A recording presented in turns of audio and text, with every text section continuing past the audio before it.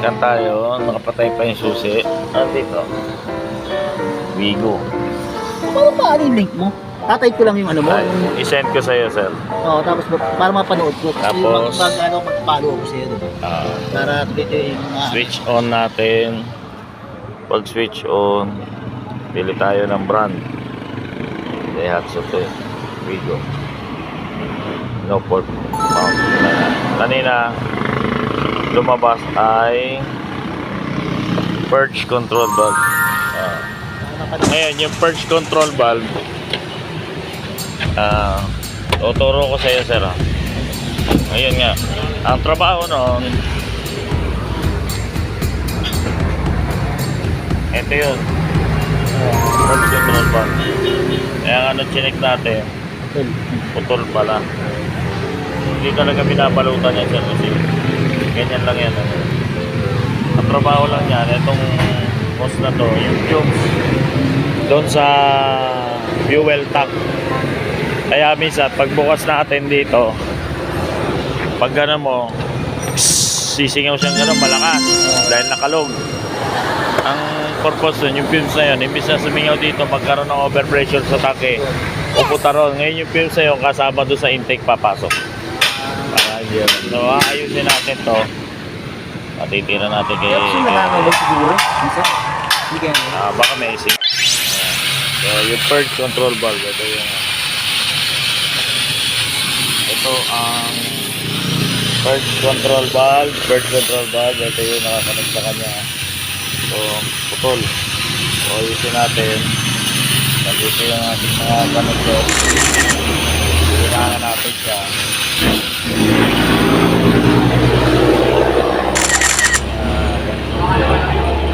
Tapos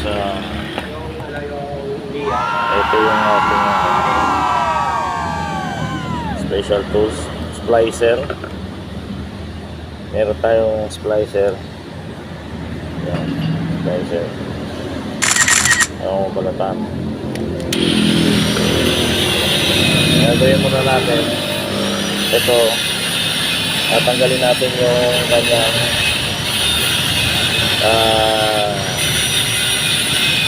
terminal. Senior citizen. Tulong kay Kuya Ray. Tapos hihinakan.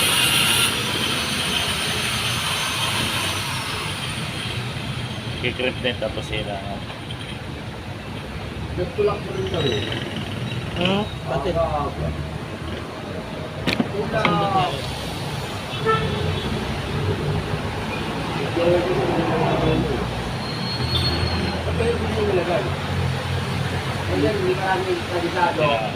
Hindi ko pa alam kung nasa yung pump niyan, sabi ito.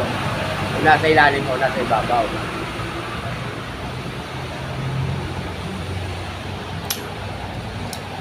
Tawag siya. Nag-lower kasi.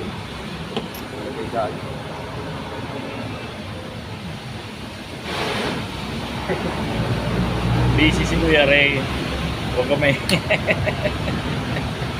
Yung pinakamanipis mo sa'yo. Hindi makaabot yan sa dulo eh. Yun.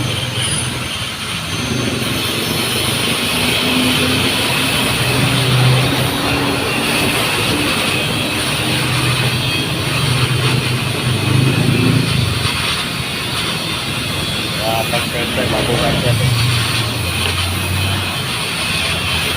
Okay. Importante din talaga ang panungkit eh. Basta hindi mo makakita eh. Tanggal na ni Kuya Ray. Tapos laklakin ko na Kuya Ray. I-solderin pa natin din. Solderin pa rin po. Para Bakit ito yung battery, kahit hindi natanggal yung battery mo. Hindi.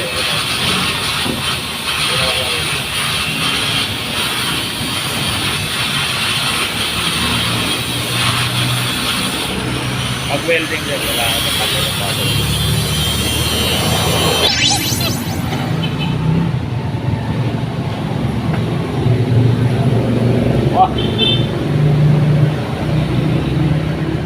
Ceramic na tong ano na to Ceramic na yung insulation. Tumigas na. Oo. Tigas na po.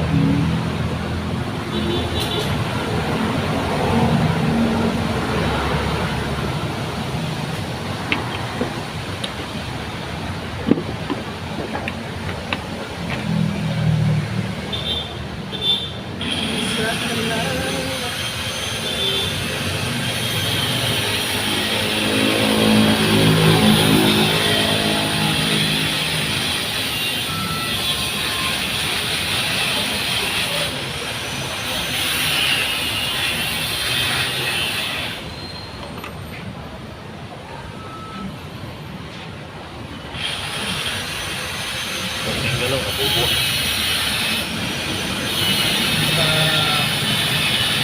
Manila yung mga light pala eh. Na. Ganda mo kayo rin.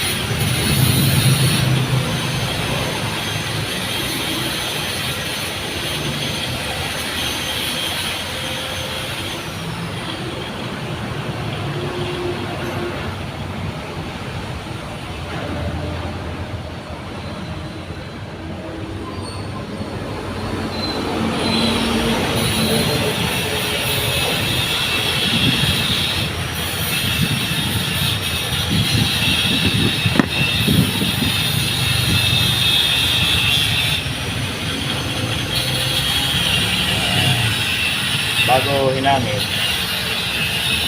wala, maganda yung pagkakatali. Ano ba yan kaya rin? Taling kalabaw o taling boys daw?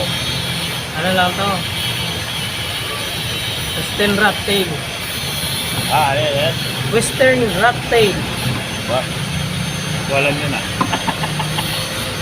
Absent ako ng tinuro yun.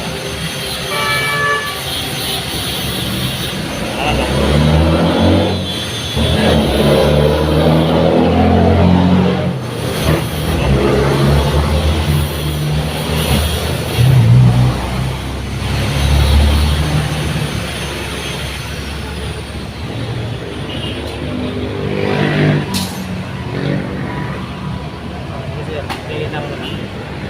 Bago natin i-trip yung ano. Ayan ang boss.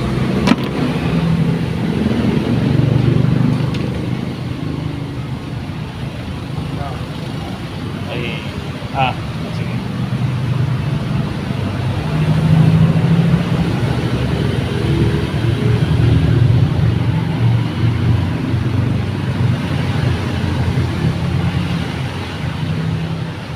Dito ka kaya magawa. Dito mo ibigay.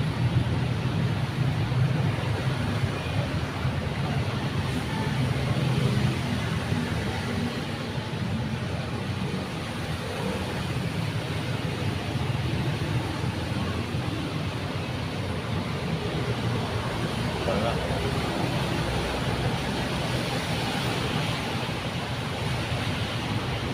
Wala. Wala. Ito na.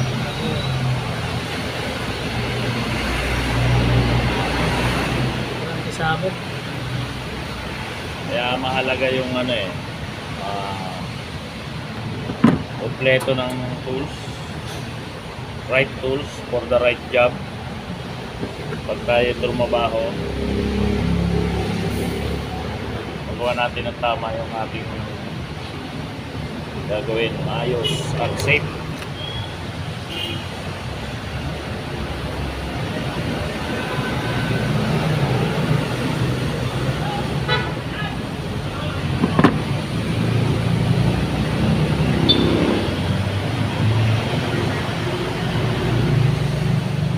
Always safety.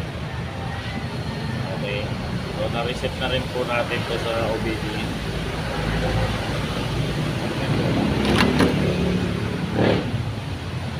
Yung lock, sir. May lock ka natanggal dito? Wala. Wala, ganun lang. Wala. Yan. ikot lang. Kailangan mo lang, Yan. kailangan pa sundutin to. Okay lang. Sige na. Okay na. So, nireset na rin natin. Hindi nga kahit tipan nila kung hindi. Hindi sir, hindi. Hindi Pwede, pwede. pwede siguro ano, Pwede naman. tie wrap. Oo, pwede. Para magkagalaw. Para hindi lang gagalaw. Okay Ray, pakitanggal yung ilaw, i-start ko. Start natin. Na-reset na po natin yung check engine niya kanina. Ayan. Na-reset na natin yung check engine. So ngayon, nais natin yung purge control valve. Start natin. Yan po, kung may fault sa purge control valve, kung halimbawa hindi nahuli yung ano, hindi nakita yun kasi nangyari sa atin yan, hindi mahuli. Nagpalit pa kami ng bagong purge control valve. Eh nangyari, pag takbo mga 1 kilometro, malayo na. Tsaka ulit siya mag-ilaw purge control valve. Pero hindi siya nakita putol, nasa loob ng wire. So importante, every time ng pagpapagawa, pag may ginawang ganyan, may inayos, binago doon sa sasakyan o may repair, importante lagi road test. So, magro-road test naman tayo. Ang road test natin ay road test quality kasi maraming klase road test. May road test diagnose, road test quality. So, road test natin, so far okay naman na to. Purge control valve. Actual road test. Tayo ay 133,743 kilometers. So, wala tayo ng mga 2 or 3 kilometers balikan. Para malaman natin kung mag-check engine pa. Ngayon po ay umuulan. Raining in Santa Rosa and raining in Manila. Puro baha, buti na lang dito na. So, purge control valve ang fault. Nakita natin ang putol pala. Hininangan natin.